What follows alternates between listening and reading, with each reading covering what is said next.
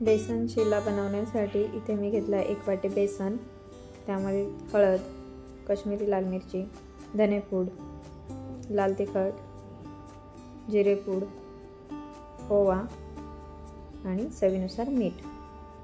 हे सगळं पाणी टाकून पातळ अशी याची कन्सिस्टन्सी बनवायची. ते या पद्धतीने.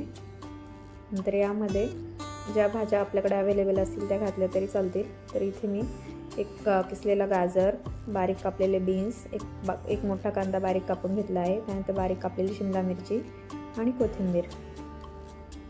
हे सगळं घातल्यानंतर छान मिक्स करायचं.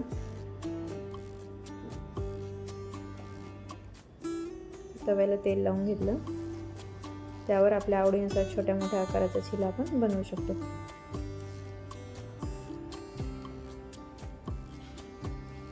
झाकण ठेवून 5 मिनिटे दोन्ही बाजूंनी छान भाजून घ्यायचं.